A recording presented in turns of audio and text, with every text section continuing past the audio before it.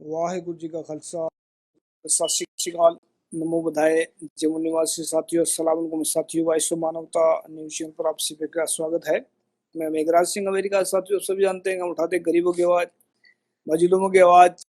तो वाइस मानवता हमेशा सच्ची बात करते हैं और वाइस मानवता पर आकर तो साथियों आप सभी ने देखा होगा पूरी वीडियो चल रही है, चारों तरफ पार्लियामेंट का उद्घाटन हुआ है। नई पार्लियामेंट का उद्घाटन हुआ है जिसमें जो राष्ट्रपति थे उनको बुलाया नहीं गया है। कारण क्या है? बहुत सारे कारण हैं इसके पीछे।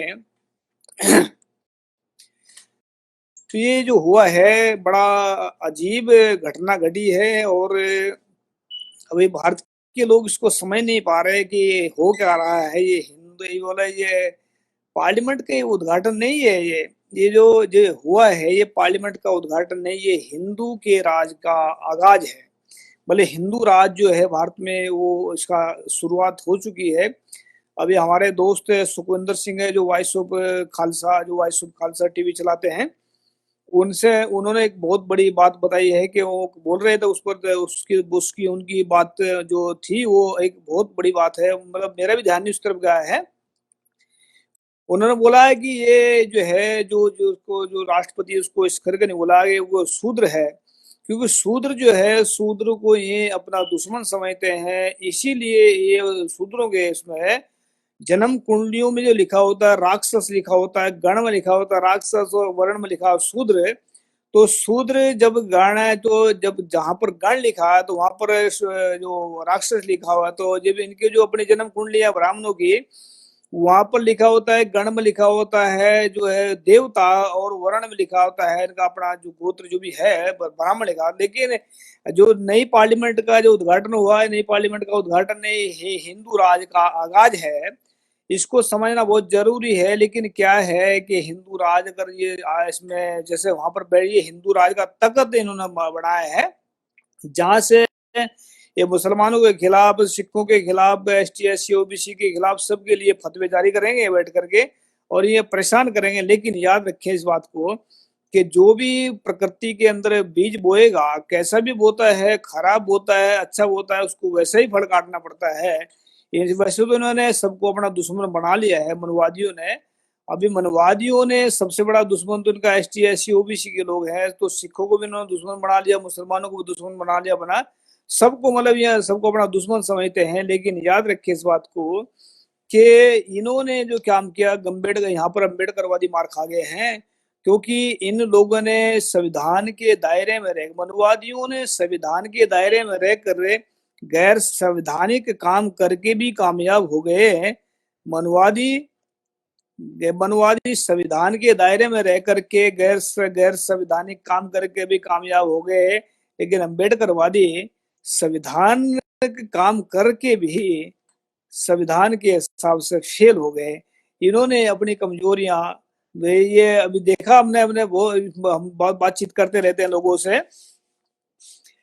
अब मेरी मेरी बात हो रही थी किसी से, उनसे बात हुई है तो उन्होंने बोला कि ये जो 35 लाख संगठन अम्बेडकर के नाम से चल अम्बेडकर वादियों ने बनाए हैं। 35 लाख, जिस ये 35 लाख संगठन बनाने वाले ने अम्बेडकर के साथ में धोखा किया है, बहुत बड़ा धोखा किया है। और डॉक्टर अम्बेडकर ने तो डॉक्टर भीमराव अम्बेडकर ने इनको जोड़ने के लिए जो 3,000 मतलब कितनी कितनी हजार जातियों में फटे पड़े थे बहुजन समाज के लोग, उनको 3 कैटेगरी में ला खड़ा कर दिया था। 3 कैटेगरी में इस करके लाके खड़ा किया था ताकि ये अपने अपनी ताकत को पहचान करके अपने लोगों को एक इकट्ठा कर करके ये जो है सत्ता की तरफ जा सके। लेकिन अम्बेडकर वादियों ने अम्बेडकर के साथ बहुत बड़ा धोखा किया है। इन्होंने 35 लाख संगठन बना करके 35 लाख संगठन नहीं बनाए, 35 लाख टुकड़े कर दिए, बहुजन हो गए। और 35 लाख टुकड़े करके आज जो है अम्बेडकरवादी कहाँ है? वो तो कहते हैं कि जो इन्होंने समता दल बनाया था पहले जो है जिस टाइम पर अम्बेडकर ने, वो आज के डेट में एक दूसरे टांग खींचने पर लगे हैं। और जब भी जितने लोगों से हम बात करते हैं अम्बेडकरवादियों से, वो तकरीबन तकरीबन एक दूसरे टांग खींचते हैं। हमने देखा है वो ज्ञान की बात सुनकर राजी नहीं है, वो सोचते हैं हमसे बड़ा कोई ज्ञानवान नहीं है। लेकिन हम फिर भी ये कहना चाहते हैं कि हे अम्बेडकरवादियों, अपने बाबा का, अपने जो है जिसको आप इष्ट मानते हैं, उसके उसके साथ में धोखा ना करें। उन्होंने आप लोगों के लिए 4 बच्चे गवाए हैं, उन्होंने अपने परिवार को खत्म किया, उसमें परिवार को प्रॉब्लम में डाल करके कहाँ कहाँ कुछ कहाँ से क्या क्या क्या क्या नहीं किया उन लोगों ने। लेकिन उसके उनके जो बनाए हुए सिस्टम को आप लोगों ने सिर्फ बर्बाद कर कर दिया। उन्होंने तीन कैटेगरी इसलिए बनाई थी ताकि ये बहुजन समाज के लोग इतने सालों में अपने राज को प्राप्त कर सके। लेकिन याद रखिए इस बात को, अगर राज जो अगर करना चाहते हैं तो एक प्लेटफॉर्म पर आना पड़ेगा, और वो आरक्षण के रूप में या कुछ भी इंसाफ के रूप में अगर मांग रहे हैं तो मांगने वाले कभी राजा नहीं बनते, मांगने वाले भिखारी होते हैं।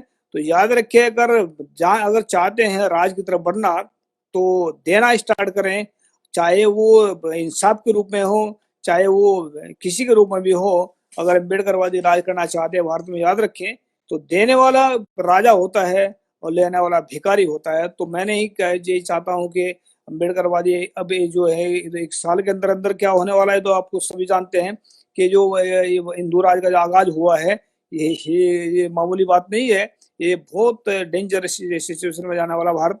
तो याद रखिए, अगर मुसलमान, सिख, जैन, ईसाई, एसटी, एससी, ओबीसी के लोग एक साथ ना आए ना, तो ये देखना आने वाला वक्त बहुत खतरनाक चीज है। तो मैं तो इतना ही कहना चाहता हूँ कि जो है अम्बेडकर के उन बातों को याद रखो। इन्होंने 4-5 बच्चे जितने थे वो गवाह, उन्होंने आप लोगों के लिए गवाए हैं।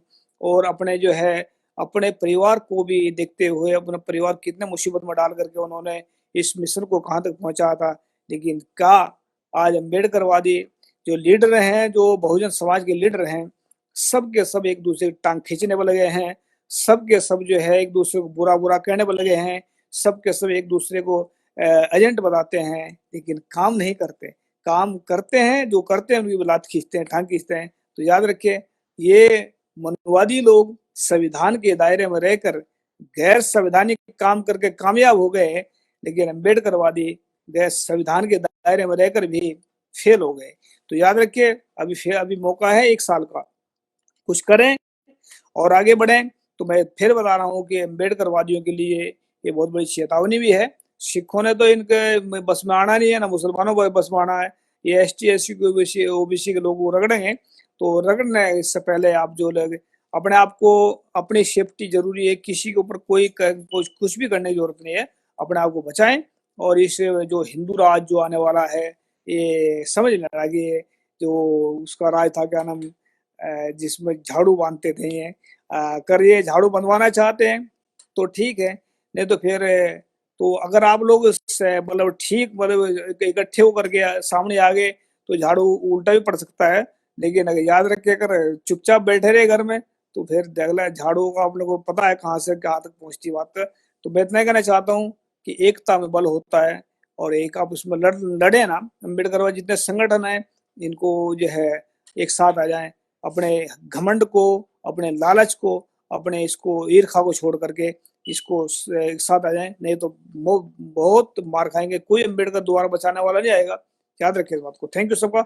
सत श्रीकाल। हिंदू राज का आगाज हुआ है, जहां से पार्लियामेंट में बैठ कर गई है, ये फतवे जारी करेंगे ताकि इनको, पर मैं तो इतना ही कहना चाहता हूँ कि जो भी है अपना एकता में बल होते है, अपने बचा रखें और अपना आपको संभाल कर रखें। थैंक यू सबका। सत श्रीकाल। अस्सलाम वालेकुम।